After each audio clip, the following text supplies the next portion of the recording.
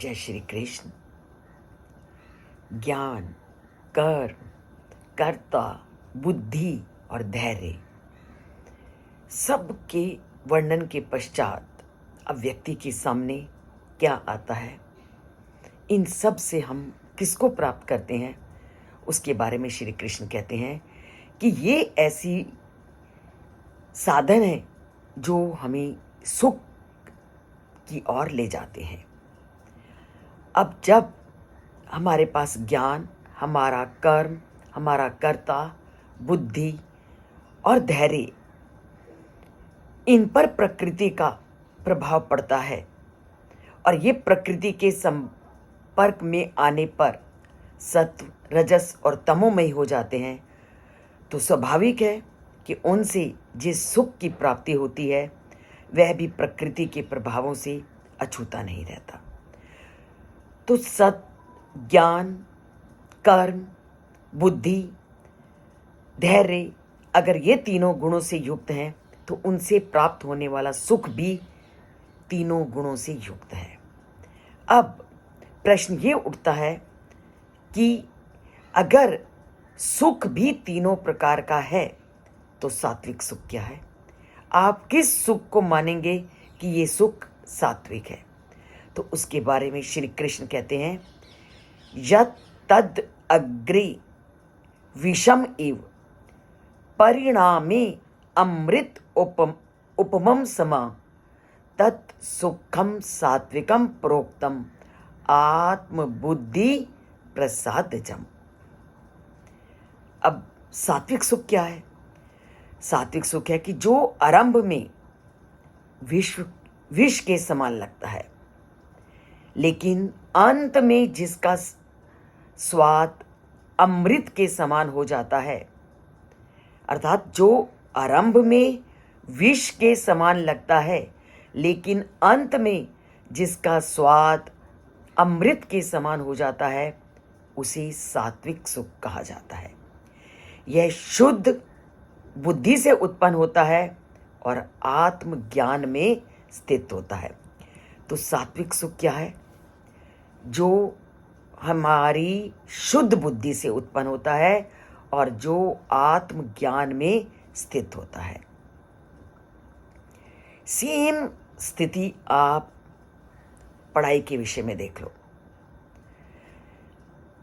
आप जो भी व्यक्ति जीवन में, विद्यार्थी जीवन में कष्टों को सहन करता है, क्योंकि पढ़ाई जो प्राप्त करता है तो अनेक कष्टों को, अनेक सुखों को कुर्बानी देनी पड़ती है, परंतु आरंभ में उसने जिन कष्टों को सहा, अर्थात शुरू में उसको वो क्या लगे, कष्ट विष के जैसे, परंतु अगर उसने विद्यार्थी जीवन में इस विषमय कष्ट को सहन कर लिया तो उसका जो भावी जीवन क्या हो जाता है, अमृत के समान सुखमय प्रदान करने वाला हो जाता है। तभी तो कहते हैं, विद्यार्थी वा त्यजेत सुखम, सुखार्थी वा त्यजेत विद्या। जो सुख को चाहता है उसको विद्या नहीं मिलती और विद्यार्थी को कभी सुख नहीं मिलता, क्योंकि जब तक व्यक्ति विद्या के अध्ययन में रत रहता है उसको अनेक सुखों को छोड़ना पड़ता है, पर उस सुखों को छोड़ने के पश्चात उसको जो फल की प्राप्ति होती है वो अमृत के समान होती है। अब इसको हम एक अन्य उदाहरण से भी समझते हैं। जैसे फलों में से एक आंवला एक ऐसा फल है जो हमारे स्वास्थ्य के लिए एक उत्तम आहार माना जाता है और ये हमारे स्वास्थ्य के लिए बहुत लाभकारी माना जाता है और कहा जाता है कि तुम 10 संतरे खा लो, 10 संतरों में जितना विटामिन सी नहीं मिलता उतना विटामिन मिलता है हमें एक आंवला खाने से। लेकिन आप किसी को भी कहो, खासकर बच्चों को, कि तुम आंवला खा लो, क्योंकि आरंभ में इसका स्वाद बड़ा कड़वा लगता है, तो लाख प्रयत्न करें बच्चा आंवला नहीं खाता। परंतु अगर आंवले का सेवन कर लिया जाए तो उसके परिणाम कितने लाभकारी होते हैं ये उसको उसका सेवन करने के पश्चात मालूम होता है। और इस आंवले के बारे में तो कहा भी जाता है, आंवले का खाया और बड़ों का कहा बाद में पता चलता है। ऐसे जब हम युवावस्था में आते हैं तो बड़े लोग हमें अनेक प्रकार की सीख देते हैं, माता पिता सीख देते हैं। तो जब हम युवा अवस्था में आते हैं तो माता पिता की वो जो सीख होती है वो बहुत बुरी लगती है, परंतु उनका जो कहा है उसका जो परिणाम है वो भविष्य में हमें ज्ञात होता है कि माँ बाप हमें जो बचपन में सिखा रहे थे वो बिल्कुल उचित था। और ठीक वही जो आंवले के लिए सलाह दी जाती है, जो स्वास्थ्य के लिए लाभ दिया जाता है, खाने के समय बड़ा कड़वा लगता है, परंतु उसका परिणाम कितना सुखद होता है ये हमें बाद में पता चलता है। क्योंकि जितना सुखद परिणाम शरीर के स्वास्थ्य रखने में आंवला देता है उतना और कोई भी पदार्थ नहीं देता। जितनी सीख माँ बाप अपने बच्चों को सुधारने में देते हैं उतना कोई नहीं दे सकता, परंतु शुरू में जो माँ बाप जवानी के समय हमें सीख देते हैं वो हमेशा कड़वी लगती है, परंतु अगर देखा जाए तो लास्ट में वो क्या है, हमारे लिए कल्याणकारी सिद्ध होती है।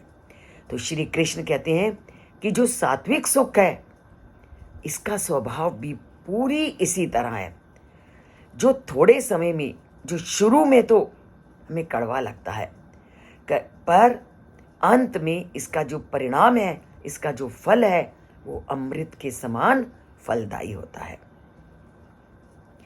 आप किसी भी अच्छे कार्य को आरंभ करो, आपको उस कार्य को करने में हमेशा कष्ट होगा, पर जैसे जैसे आप अच्छे कार्य को करना आरंभ कर दोगे तो आपको वो कितने उत्तम परिणाम देगा ये आपको बाद में पता चलेगा।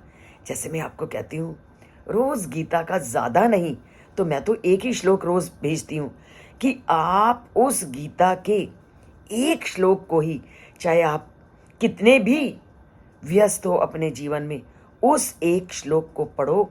और एक एक श्लोक को जब आप पढ़ना शुरू करोगे तो आप देखोगे आपके जीवन में कितना परिवर्तन होता है और आपके जीवन को वो कितना सुखदमय बना देता है। और इसका अनुभव मैंने अपने जीवन में किया है कि पूरी तरह से हमारा जीवन सुखों से परिपूर्ण हो जाता है अगर हम थोड़ी थोड़ी बातों को जीवन में उतारना शुरू कर देते हैं। पूरी तरह से गीता एक ऐसा साधन है जो हमें पूरी तरह से मानसिक तनाव से मुक्त कर देती है। ये सात्विकता से हमें भर देती है, सात्विक सुखों को हमें प्रदान करती है। और इन्हीं सात्विक सुखों को हमारे धर्म ग्रंथ कहते हैं कि ये श्रेय का मार्ग है। हमारे जितने की उपनिषदों को खोल के देख लो, वहाँ पर आपको दो मार्गों का हमारे उपनिषद वर्णन करते हैं, श्रेय और प्रेय। और जो श्रेय मार्ग है वो सात्विक सुखों से परिपूर्ण है। ये जो मैं कहती हूँ गीता का अध्ययन करो, रोज़ एक श्लोक को सुनो, ये हमारा श्रेय मार्ग है। शुरू में तुम्हें कठिनाइयाँ होंगी परंतु इसके परिणाम बहुत सुखदायी होंगे। तो कठोपनिषद क्या कहता है, श्रेयश्च प्रेयश्च मनुष्यम एताः तौ संप्रीत्य विविनक्ति धीरः श्रेयो हि धीरो अभिप्रेयसो वृणुते प्रेयो मंदो योग क्षेमात् वृणीयते। वो कहते हैं कि संसार में दो तरह के लोग हैं और वो दो तरह के लोग हैं उनके सामने दोनों तरह के मार्ग हैं। श्रेय मार्ग भी उनके सामने है, प्रेय मार्ग भी उनके सामने है। और जो व्यक्ति अपना कल्याण चाहता है, श्रेयश्च प्रेयश्च मनुष्यम एता, कि श्रेय और प्रेय दोनों मार्ग जब व्यक्ति संसार में आता है उसको प्राप्त होते हैं। और जो ज्ञानवान लोग होते हैं, जो धैर्यवान लोग होते हैं, वो अपनी बुद्धि, अपने ज्ञान का प्रयोग करके श्रेय और प्रेय में से श्रेय को चुनता है। और जो मंद बुद्धि है या जिसमें ज्ञान का अभाव है वो प्रेय को चुनता है। तो कठोपनिषद क्या कहता है कि जो व्यक्ति वास्तविक आनंद को प्राप्त करना चाहता है वो श्रेय मार्ग का सेवन करता है, और जो अज्ञान से परिपूर्ण है वो भौतिक सुखों को ही वास्तविक सुख मानता हुआ उनके बंधन में बंध जाता है और उसी के मोह माया में घिरा हुआ अपने जीवन को व्यतीत करता है। तो श्री कृष्ण के अनुसार जो उस परमात्मा की प्राप्ति का मार्ग है वो श्रेय मार्ग है। वो श्रेय मार्ग तुम्हें आरंभ में विष के जैसा लगेगा, पर धीरे धीरे वो मार्ग तुम्हारे लिए स्वादिष्ट फल प्रदान करने वाला होगा। मैंने तुम्हें दोनों रास्तों को बता दिया, अब ये तुम्हारे ऊपर है कि तुमने श्रेय का चयन करना है या प्रेय मार्ग का चयन करना है। तो ये उन्होंने मनुष्य को दोनों रास्ते दिखा दिए।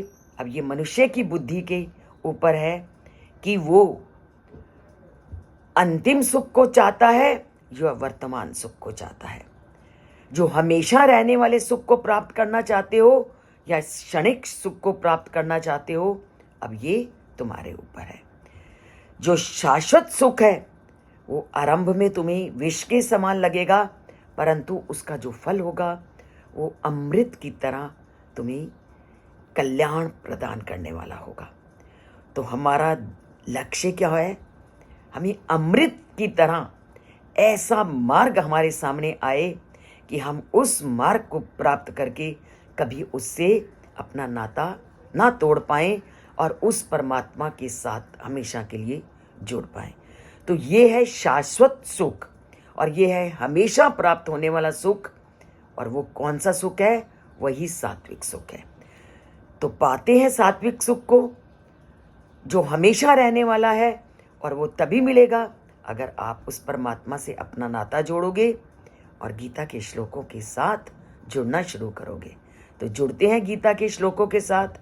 अगर आपने इस चैनल को अभी तक सब्सक्राइब नहीं किया तो सब्सक्राइब करते हैं। सब्सक्राइब एक बार करना है और लाइक का बटन तो आपकी इच्छा पर है। दबाना चाहें तो परमात्मा से जुड़िए, नहीं दबाना चाहें तो संसारिकता में रमे रहिए और भौतिक सुखों को वास्तविक सुख मानते रहिए। जय श्री कृष्ण।